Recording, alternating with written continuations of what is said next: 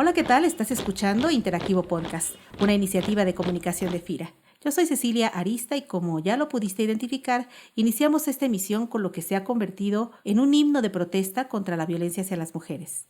Hoy es jueves 25 de noviembre de 2021, Día Internacional de la Eliminación de la Violencia contra la Mujer.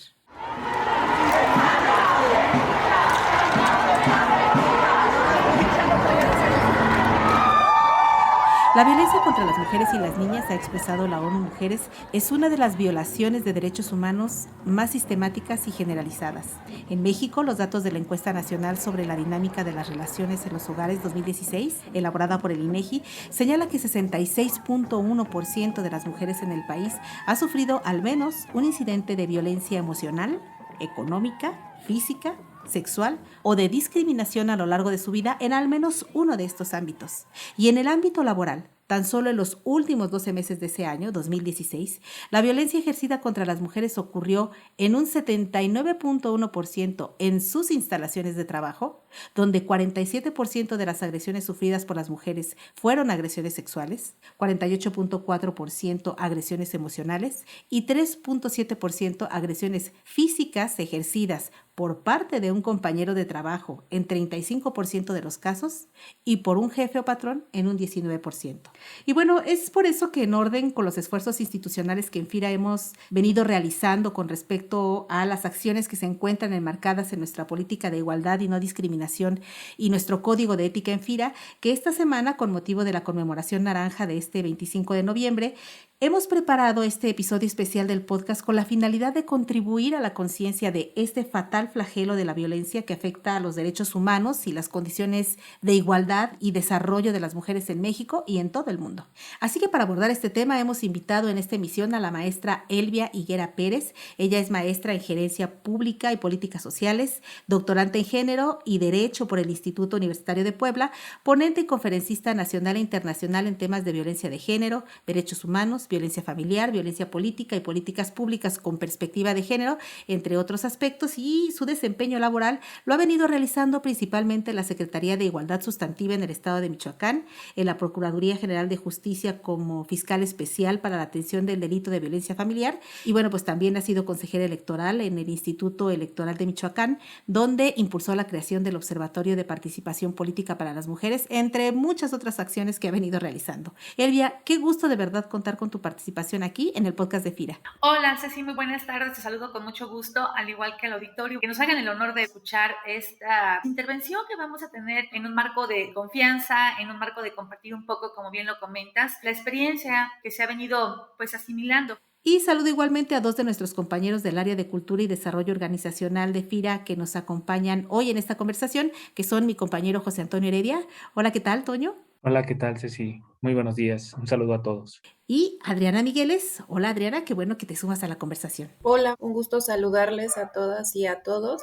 Híjole, pues el tema es bien amplio, pero ¿qué te parece, Elvia, si empezamos definiendo primero qué es la violencia de género y cómo la reconocemos? Claro que sí, Ceci, con mucho gusto. Fíjate que es una pregunta muy interesante porque justamente lo que va a generar un parteaguas en el análisis de la violencia y a su vez en el diseño de la política pública y de los marcos normativos va a ser una convención muy importante a nivel internacional, que es la Convención para Prevenir, Sancionar y Erradicar toda forma de violencia en contra de las mujeres y las niñas, que va a ser suscrita en Belém do Pará, en Brasil, pues se le conoce como la Convención de Belém do Pará, en el año de 1994. En el caso de México entra en vigencia en 1998 y este documento internacional, en lo personal yo soy una fiel seguidora del mismo porque además hay un comité de seguimiento y evaluación acerca de lo que los países están haciendo respecto a la implementación de esta convención. Y bueno, esta convención, ¿por qué va a ser tan importante? Yo diría por tres aspectos. En un primer momento va a definir de manera muy puntual lo que es la violencia en contra de las mujeres. Y entonces va a decir que violencia en contra de las mujeres es toda acción o omisión, ya sea directa o indirecta, que tenga como finalidad generarle un menoscabo, ya sea en su integridad personal, ya sea en su integridad emocional, sexual o inclusive la propia vida. Entonces, ¿por qué es importante esa definición? Porque lo que va a hacer esta convención es romper con esta creencia, durante muchos siglos naturalizada y normalizada, de que la violencia que las mujeres sufrían solamente respondía al tema de la agresión física, Y eso generó una desvirtuación en el ámbito de acceso a la justicia para las mujeres, porque si pensamos en las historias de las bisabuelas, de las abuelas o inclusive de las mamás, cuando ellas estaban viviendo una situación de violencia, si no llegaban con una evidencia física sobre su cuerpo del daño que les había producido la agresión, pues básicamente se tomaban como asuntos de chismes, temas de pareja, no había la posibilidad de un acceso real a la justicia y que ese hecho o ese acto fuera sancionado por la ley. Lo que hace Belén do Pará es decir, no, la violencia no es solamente la agresión física, las mujeres, por su condición de nacer mujeres y estar insertas en relaciones desiguales de poder frente a los varones, van a estar expuestas en diferentes momentos de su vida, independientemente del tema de la edad, de la clase económica, de la condición de discapacidad, de una orientación sexual diferente, independientemente de esas circunstancias, en algún momento de su vida van a experimentar algún tipo de violencia.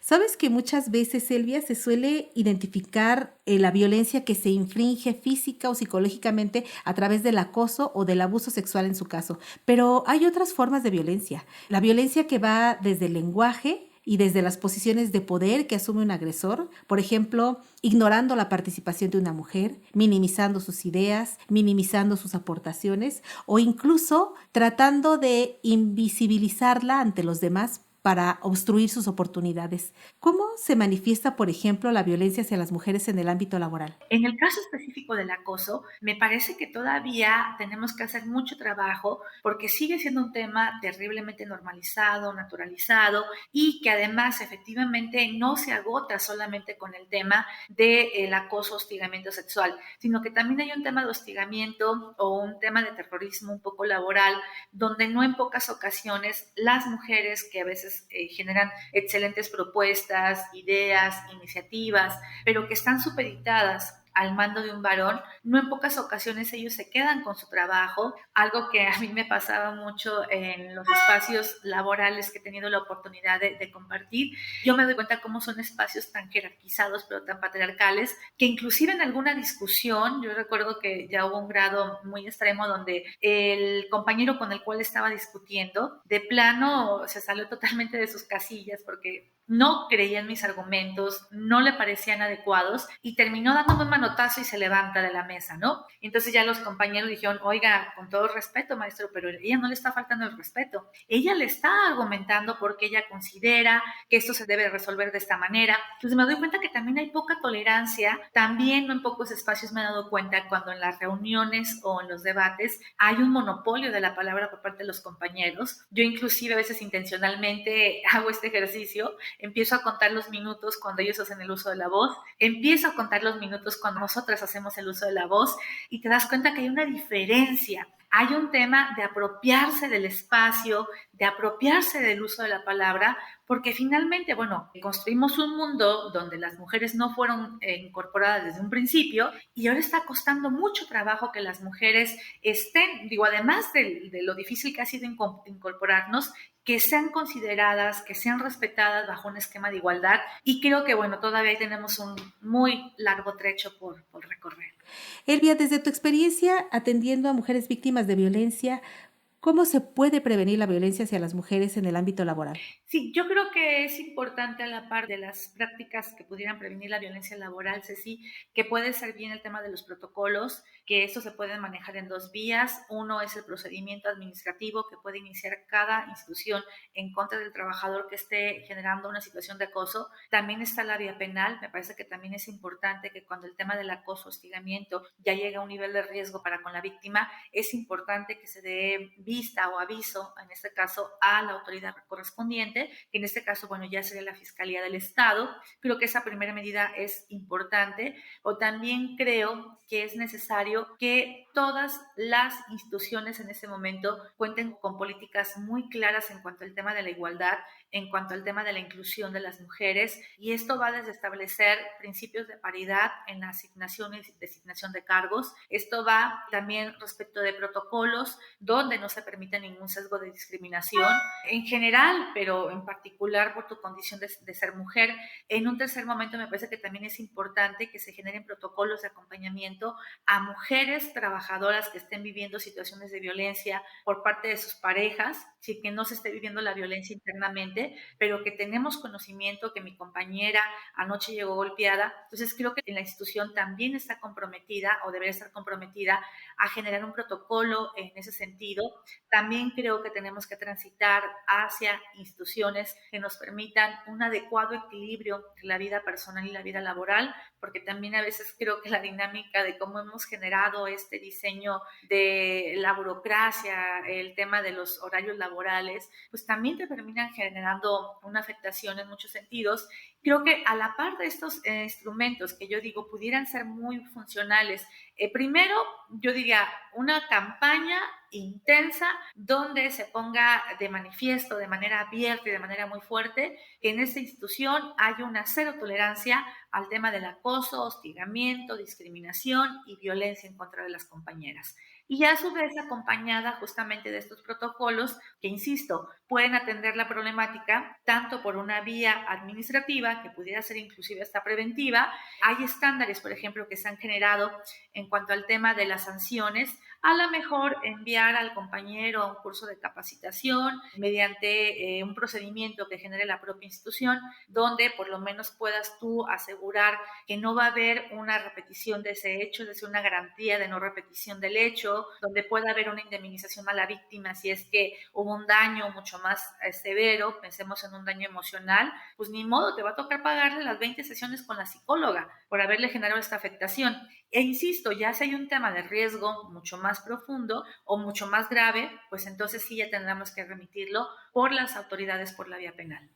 Toño, desde el otro lado del género, desde el género par, ¿tú cómo ves este tema? En muchas ocasiones suele todavía ser muy predominante la presencia masculina en instituciones financieras, que es el caso de FIRA también. ¿Y tú cuál piensas o cuál crees que es el papel de los hombres en este tema de la prevención de la violencia hacia las mujeres? Pues efectivamente, sí, gracias por tu pregunta. Fíjate que efectivamente, pues bueno, la permanencia, la prevalencia y la presencia de varones en las organizaciones, pues es significativamente mayor todavía en la administración pública federal. No obstante, que bueno, pues ya, pues con normas como la norma mexicana en igualdad laboral y no discriminación, en la cual nosotros nos hemos certificado, pues bueno, considera que debe de haber al menos el 40% de mujeres para poder obtener este certificado. Pero un número de mujeres y un número de hombres no determina necesariamente la presencia o no de violencia. Esto tiene que ver más con cuestiones culturales. Y aquí es, pues bueno, un tema mucho más complejo que no necesariamente se soluciona ingresando a más mujeres en las organizaciones,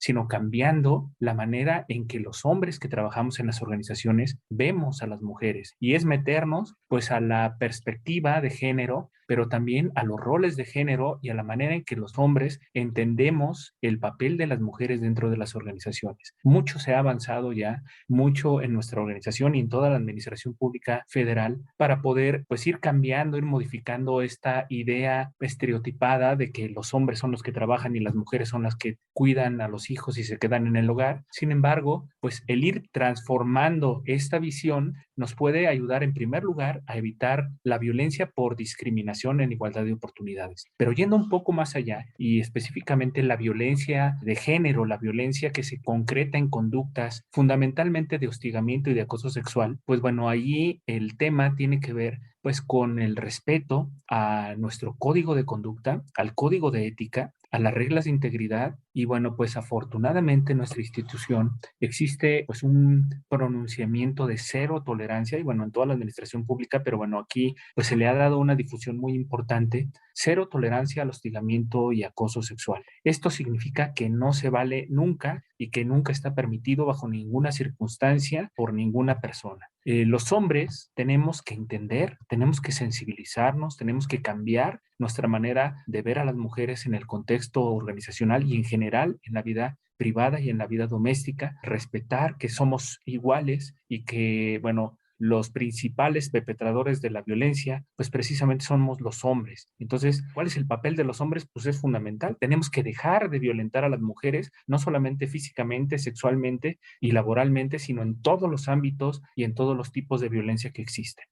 Adriana, tú que colaboras con Toño precisamente en el diseño y la implementación de estos mecanismos, de estos protocolos institucionales en FIRA, ¿cuál es el compromiso que ha adquirido FIRA para prevenir la violencia hacia las mujeres y asegurar que, de haber situaciones, nuestras compañeras se sientan respaldadas para denunciar. Un gusto saludarles a todas y a todos. Elvia, qué gusto escucharte. Y justo ahorita con esta última pregunta que te hacían, pues me sentía muy contenta de saber que acá en FIRA sí hay una serie de mecanismos que tú estuviste mencionando justo para la prevención de la violencia y para la atención. Ha habido campañas muy puntuales, precisas y claras sobre cómo no estamos a favor como institución de la violencia de género, la violencia machista, y por supuesto tampoco estamos a favor del acoso y el hostigamiento laboral. Entonces, digamos que la difusión de estas campañas y de información ha sido muy importante justo para ir,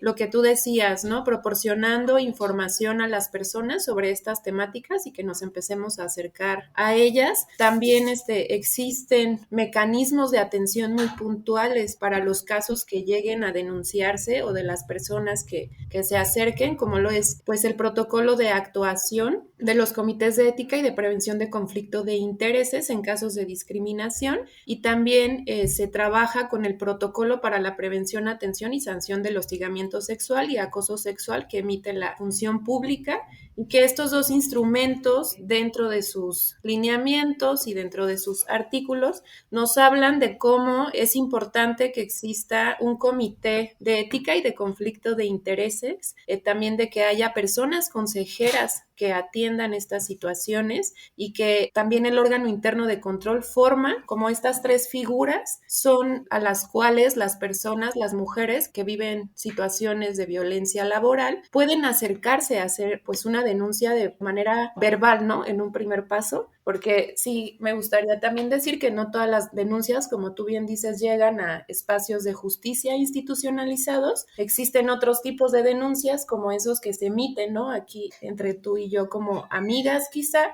o en consultorios psicológicos o incluso médicos. Entonces FIRA hace uso de estas tres figuras para que las mujeres nos sintamos seguras y además nos acerquemos con la confianza de poder denunciar estas actividades. Y también es importante señalar que ya tienen tiempo pues certificándose en la norma 025, no es una actividad sencilla, tiene un montón de criterios a cumplir que justo se vinculan con la prevención de la violencia, el fomento de la igualdad y la no discriminación. Entonces creo que los instrumentos, mecanismos que tú mencionabas, pues sí estamos ahí caminando con ellos de la mano y a la par.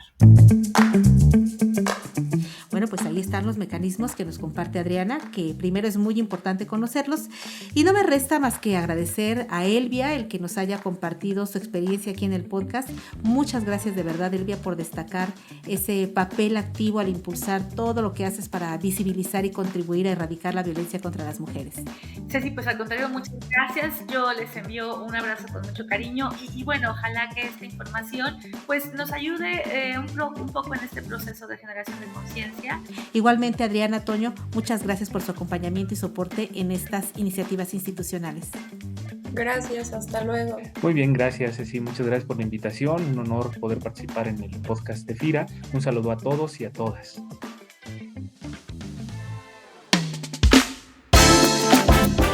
Y a ti que nos escuchas, compañero, compañera de FIRA, y a todos los que escuchan este podcast, los invitamos a que lo compartan ampliamente a través de sus redes sociales y contribuyan de esa manera a elevar la conciencia sobre este gran problema, pero sobre todo los invitamos a todos, a todas y a todes a ser ejemplo de tolerancia, de respeto y de apoyo para cada mujer que tengan a su alrededor.